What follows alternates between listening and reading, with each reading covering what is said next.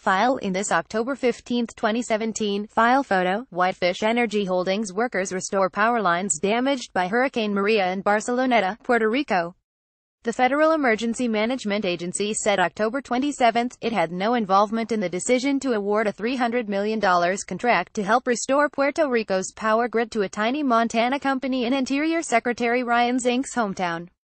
FEMA said in a statement that any language in the controversial contract saying the agency approved of the deal with Whitefish Energy Holdings is inaccurate. Ramon Espinoza, file Associated Press Washington. The Trump administration scrambled Friday to distance itself from the decision to award a $300 million contract to help restore Puerto Rico's power grid to a tiny Montana company from Interior Secretary Ryan Zink's hometown. The White House said federal officials played no role in the selection of Whitefish Energy Holdings by the Puerto Rico Electric Power Authority. The administration disavowed the contract amid a growing number of investigations and a bipartisan chorus of criticism from Capitol Hill. Trump spokeswoman Sarah Huckabee Sanders said Zinke had given the president his personal assurance that he had nothing to do with what she described as a state and local decision made by the Puerto Rican authorities and not the federal government. The Interior Secretary also issued a fiery denial on Twitter, saying only in elitist Washington, D.C., would being from a small town be considered a crime. Whitefish Energy Holdings is headquartered in Whitefish, Montana, which had a population of about 7,200. Zinke, a former Montana congressman, knows Whitefish CEO Andy Tekmansky. Zink's son also had a summer job at a Whitefish construction site. "I had absolutely nothing to do with Whitefish Energy receiving a contract in Puerto Rico," said Zinke in a statement linked to a tweet. "Any attempts by the dishonest media or political operatives to tie me to awarding or influencing any contract involving Whitefish are completely baseless." Zinke acknowledged that after the company's initial contract was awarded, he was contacted by the company, though he did not give the name of the individual who reached out to him.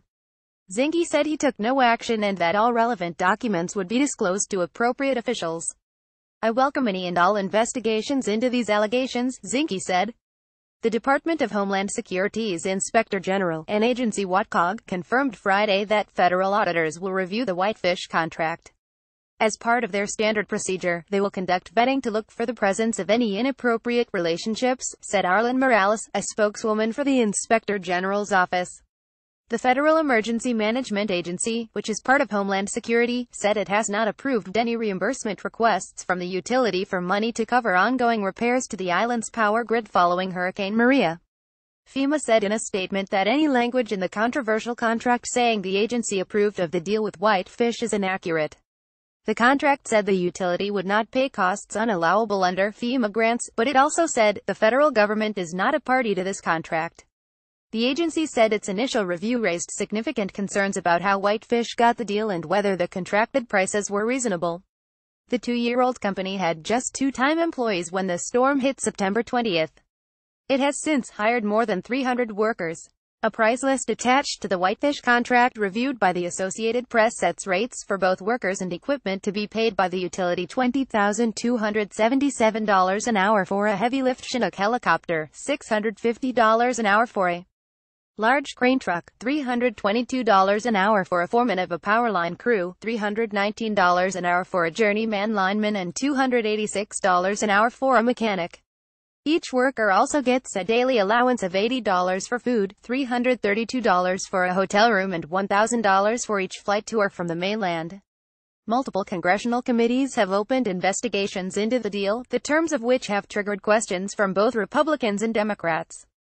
Sen. Claire McCaskill of Missouri, senior Democrat on the Senate Homeland Security and Governmental Affairs Committee, said the Whitefish contract raises every red flag in the book.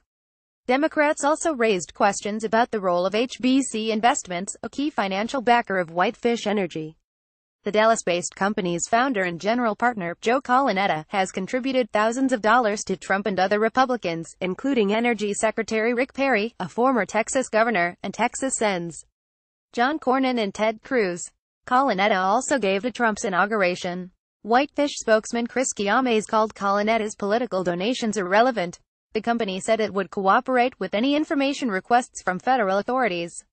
"We are very proud of the work we are doing to restore power to the people of Puerto Rico under very difficult circumstances, and we respectfully ask that others await the facts before jumping to misinformed conclusions," the company said in a statement issued Friday. We have one simple goal: to restore power to Puerto Rico as quickly and efficiently as possible. Puerto Rico Electric Power Authority Director Ricardo Ramos has praised the work performed so far, saying the company's was the only offer the utility received that did not require a down payment. The power company is $9 billion in debt and was already struggling to provide service amid ongoing power outages before Hurricanes Irma and Maria hit last month. There is nothing illegal going on here, Ramos said Thursday. A federal control board that oversees Puerto Rico's finances said this week it had appointed a former military officer to oversee the work. Retired Air Force Col. Noel Zammit will be responsible for speeding up reconstruction efforts and overseeing coordination with the board, Puerto Rico's government and the federal government. It was not immediately clear whether Zammit would have the authority to void Whitefish's contract, although under the contract the utility can suspend or terminate the contract for any or no reason after providing written notice to Whitefish and compensating the company for actual expenses. About 75% of the U.S. territory remains without power more than a month after the Category 4 storm made landfall. Puerto Rico Public Affairs Secretary Ramon Rosario told reporters on Friday he wasn't familiar with the contract's details when asked why it includes a clause that prohibits an auditor review of the cost and profit elements of the labor rates. Rosario said only that Puerto Rico's governor already has requested an audit and that the government will turn over all pertinent documents.